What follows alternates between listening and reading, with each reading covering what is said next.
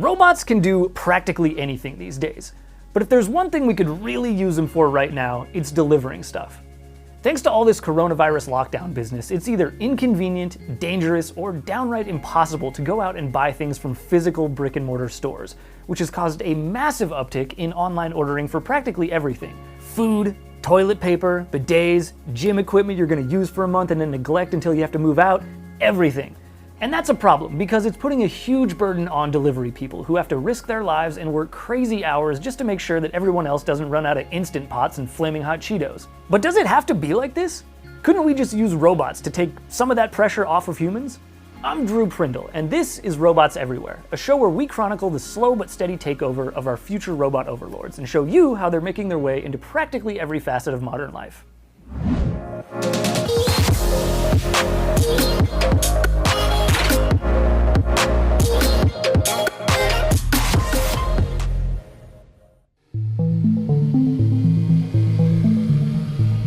Let's start at the top. The holy grail of robotic delivery is arguably drones. There's nothing more sci-fi and futuristic than a sky filled with thousands of flying robots autonomously whizzing to and fro, ferrying packages and passengers from A to B. Unfortunately, we're not quite at that point.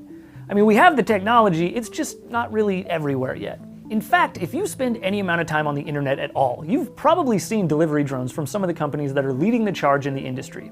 One of the most high-profile ones is Amazon Prime Air, which is a vertical takeoff and landing drone from Amazon that also kinda looks like a plastic IKEA bed frame that can fly.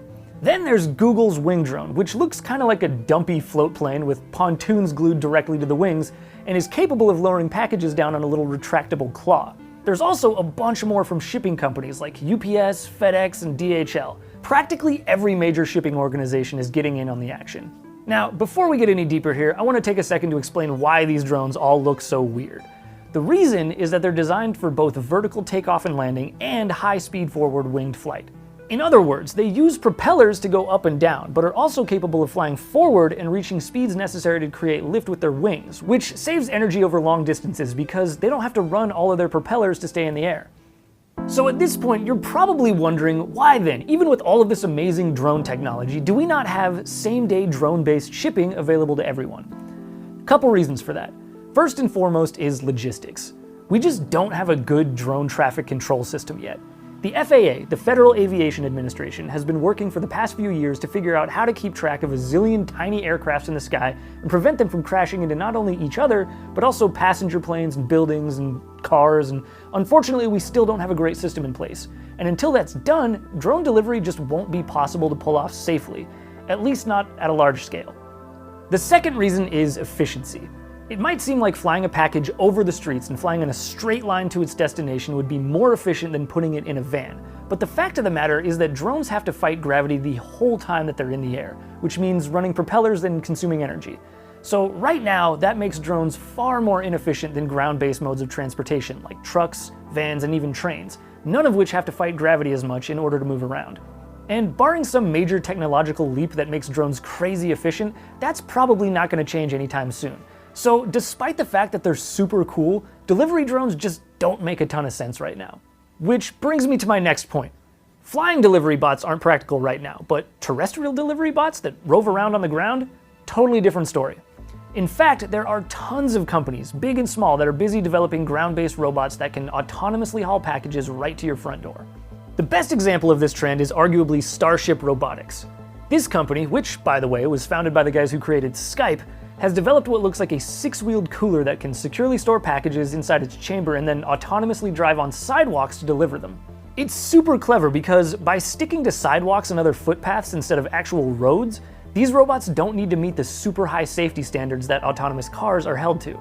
This basically means that they're cheaper and less technologically complex to deploy, so Starship already has a bunch of them out in the world delivering stuff, and has already made over 100,000 deliveries. Right now, it's mostly operating at university campuses, but it's also available in certain cities in the UK and plans to expand more in the very near future. The good news is that you won't have to wait for Starship before you can get stuff delivered robotically to your house. Starship's 6-wheeled sidewalk bot idea debuted back in 2014, and since then has been copied by a bunch of competitors, one of which just so happens to be this little company that you may have heard of called Amazon. Back in early 2019, the company unveiled Amazon Scout, a robot that looks uncannily similar to the one that Starship makes. Now, Scout hasn't been deployed very widely yet, and is still doing small-scale trials in just 2 cities, but if there's any company that's going to make robotic delivery mainstream, it's Amazon. That's not all though, there are loads of other companies working on the same thing. FedEx is getting in on the sidewalk robot game too, and is pushing the envelope. Get it?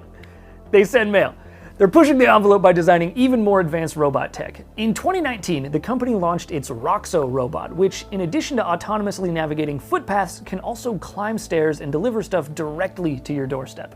If you think that's wild though, just wait until you see what Ford is cooking up. Technically, they didn't develop this robot themselves, but they did toss a bunch of money to this company called Agility Robotics, which has developed a crazy bipedal package delivery bot with articulated hip joints and these weird ostrich-looking legs.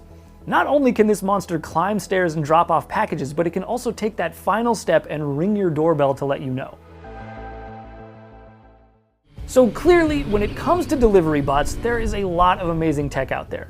We've got ostrich robots, we've got sidewalk surfing cooler robots, and we have drones with retractable claws.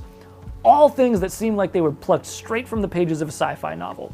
But while they're all super impressive and getting more advanced with each passing month, chances are low that any of these delivery methods will become mainstream anytime soon.